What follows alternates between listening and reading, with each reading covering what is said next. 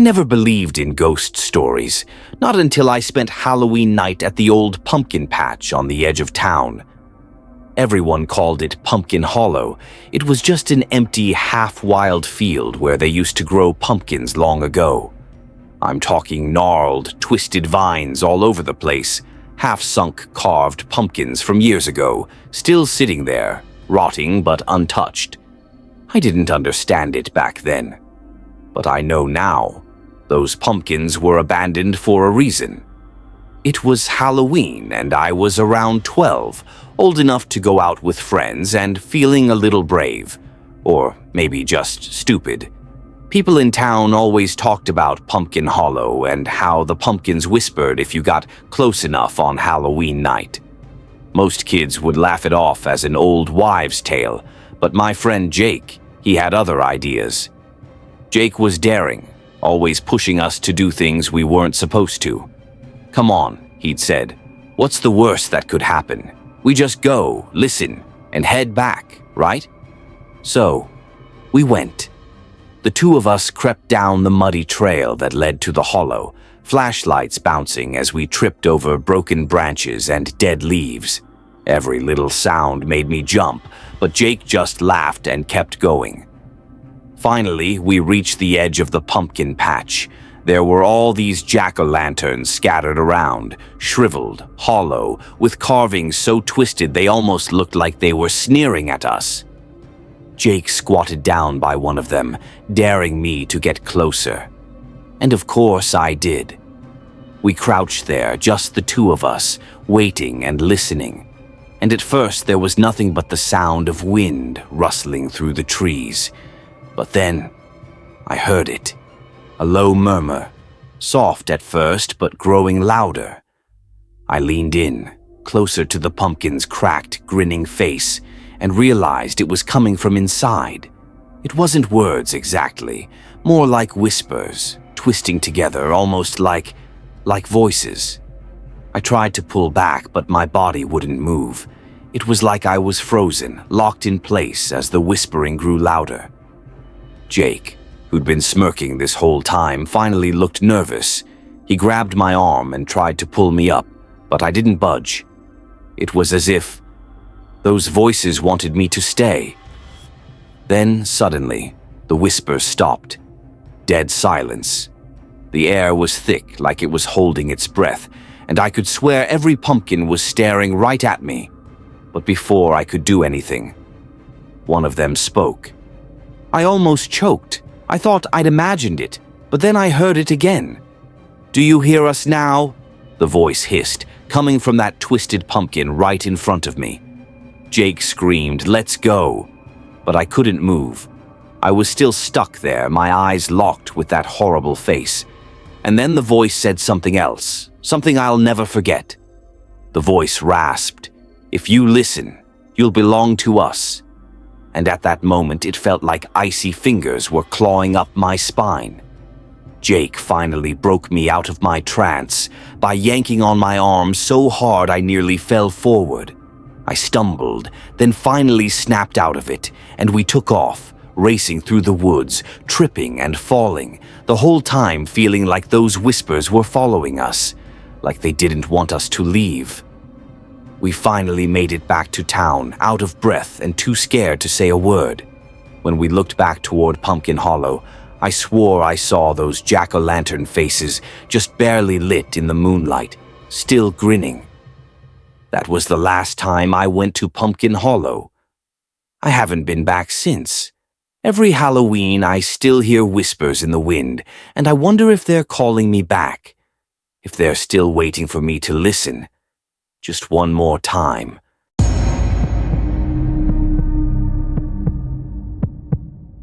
There's this Halloween night I'll never forget. The night we found it. The bag. It started off like any Halloween. I was 15, trick-or-treating with my friends, Jake, Morgan, and Ella, going door to door and making the most of the night. We were at the edge of town when we found it, sitting under an old oak tree, half hidden under a pile of dead leaves. It was a small, tattered trick-or-treat bag, and something about it just felt wrong. Jake dared us to look inside. None of us wanted to admit we were scared, so we gathered around and peeked in. The bag was full of these old, strange items, things you wouldn't expect anyone to be handing out on Halloween night. Morgan picked up the coin first. It was tarnished silver with strange symbols etched around the edges. As soon as she touched it, her hand started shaking. I told her to put it back, but she just stared at it, like she couldn't look away.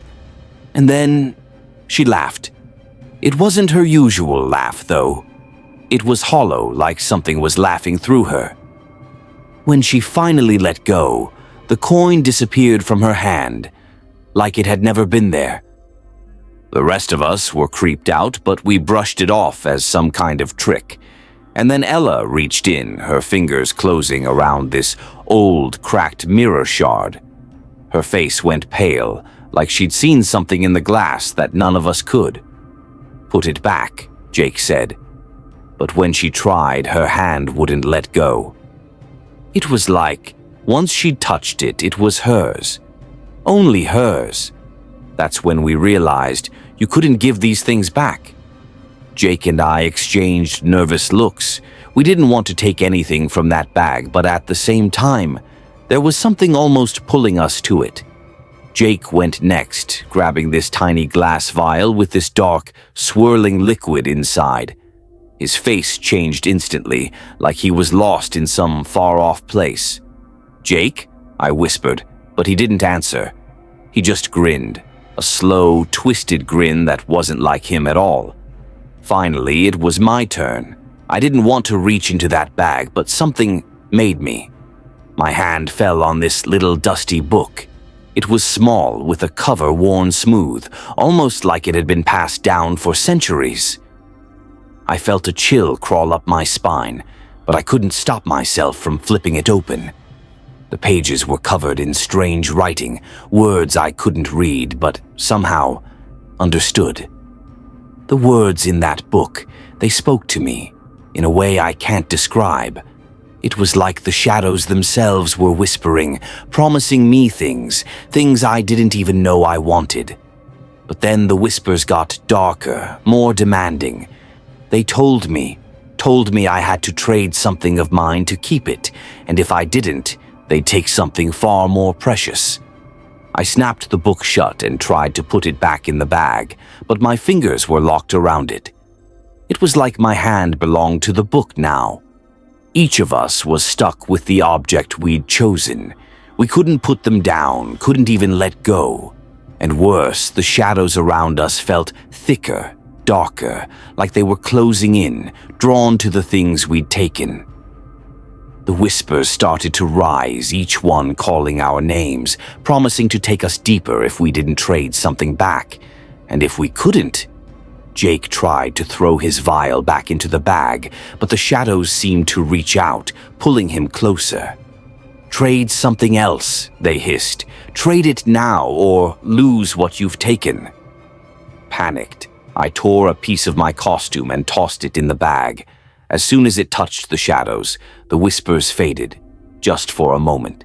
One by one, we gave up things that mattered to us, anything we could find. But the whispers just kept demanding more, each trade feeling like a piece of ourselves slipping away. When we finally let go of enough, the shadows lifted, just a little. We stumbled away from the bag, running through the night without looking back, our pockets empty, but our minds forever haunted. The next day, we went back to that spot, but the bag was gone. Just leaves and empty ground, as if it had never been there. But to this day, I know we never really left that bag behind. On Halloween night, I still hear those whispers, reminding me that the shadows never forget what you owe them.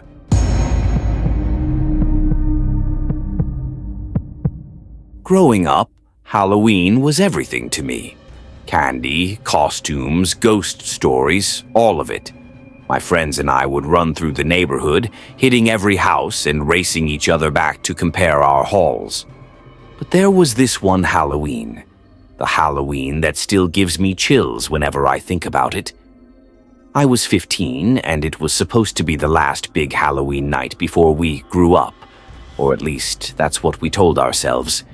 So we went out later than usual, aiming to make it a night to remember. The night was fun at first. We got candy, jumped at a few scarecrows on porches, did the usual rounds. But as the hours crept closer to midnight, the neighborhood grew eerily quiet. Most people had gone home, and it felt like we were the last ones out there. We were making our way down Old Pine Road, a street we usually avoided. The houses there were old, almost ancient, with broken fences and windows that looked like hollow eyes staring back at us. My best friend, Ethan, dared us to go up to the end of the street, to this one house we called the Crooked House. It had been abandoned for years, but we'd heard stories, dark ones.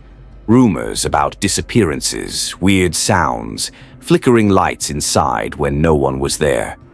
Most years we wouldn't go near it, but that Halloween we were feeling bold.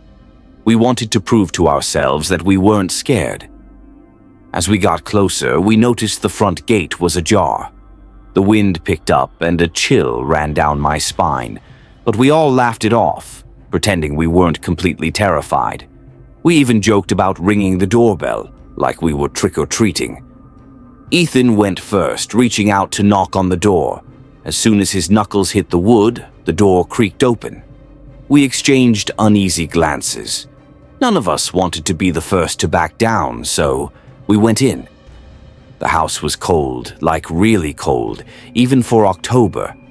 Our footsteps echoed through the empty halls, and every creak sounded like someone, or something, was following us. "Let's just check out one room and go," I whispered.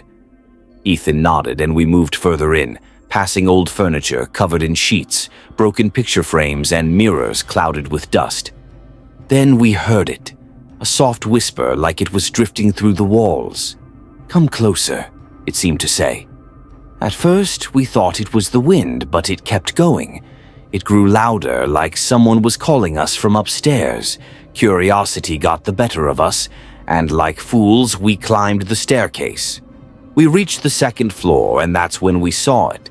A dim light flickering at the end of the hall, glowing from behind a closed door. Ethan looked back at us, grinning like he was thrilled and terrified at the same time. "Should we check it out?" he asked, and against every instinct screaming no, we said yes. Ethan reached for the handle, turning it slowly. The door creaked open, revealing an empty room. Nothing but a single candle in the center of the floor, and what looked like an old photo on the wall. We stepped in, one by one, drawn in by this strange, silent pull. And then, the door slammed shut behind us. We jumped, pulling at the handle, but it wouldn't budge. The room seemed to get colder, and that's when we noticed something odd about the photo on the wall. The kids in the picture, they looked just like us. Same costumes, same terrified expressions. My heart started pounding. I kept thinking, this isn't possible. We've got to get out of here. Ethan banged on the door, shouting, but the room seemed to swallow the sound, and then slowly, we heard footsteps outside the door. We froze, too scared to move. Then the candle flickered and went out, plunging us into darkness. I could hear my friends breathing fast, and all around us that whisper came back, growing louder, like it was circling us. "Welcome to the last Halloween," it whispered. The voices multiplied, whispering that phrase over and over, until it sounded like a whole crowd was chanting it. Suddenly the door creaked open, and the candle relit itself. But the hallway was different now. Longer, darker, stretching further than it should. And every few feet there was another door, each one slightly open. We didn't know what else to do, so we stepped back into the hallway, hoping we'd find a way out. But every door we passed was empty, just leading us back to the same hallway, like we were trapped in a maze. Ethan tried opening one of the doors, and just as he did, we heard a scream. Not a scream from a person, but a scream that seemed to come from the walls, echoing through the entire house. We ran, sprinting down that endless hall, pushing through door after door, each one leading us further into darkness. And then we saw it. At the very end of the hallway, there was one last door, painted in red with no handle, no way to open it. And just below it, written in faded letters, was a single word: forever. Ethan reached out to touch it, and the second he did, the floor gave way like we were falling into endless darkness. I heard my friends' voices fading around me, calling out, but I couldn't move, couldn't scream, couldn't breathe. And then everything went black. When I woke up, I was lying outside the house alone. No sign of Ethan or the others, just me and that empty street. I searched for them, begged people to believe me, but they all said the same thing, that no one had seen them, and that I was the only one who'd ever gone in.